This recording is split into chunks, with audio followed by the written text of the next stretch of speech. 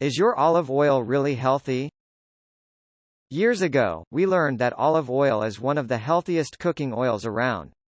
However, over the years we've learned that olive oil isn't always best for our bodies.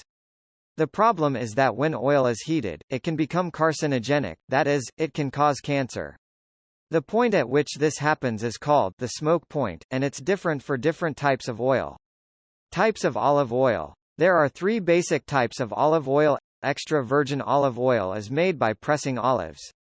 It has 1% acidity and has a smoke point of 406 degrees F. Virgin olive oil comes from later pressings of the olives, but has about 3% acidity and a smoke point of 420 degrees F. Pure olive oil is a blend of extra virgin or virgin olive oil and refined olive oil. It is of the lowest quality and is the most processed, i.e., the least healthy.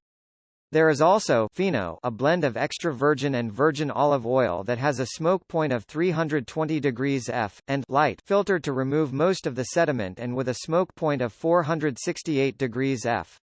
Which type of olive oil for what type of cooking? Extra virgin olive oil is rich in healthy phenols and is perfect for salad dressings or other applications where it won't be heated.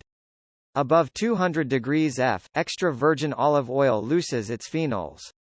Virgin olive oil is less expensive, and has a higher smoke point, and is therefore better for most cooking applications, like sautéing and roasting. Which oil is healthiest for frying? Since frying can make foods reach high temperatures, olive oil isn't the best choice for this type of cooking.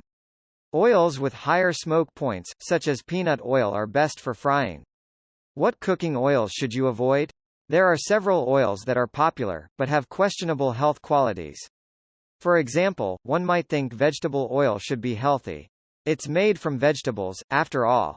But those vegetables must be highly processed in order to make the oil, and the more processed a food is, the less healthy it is.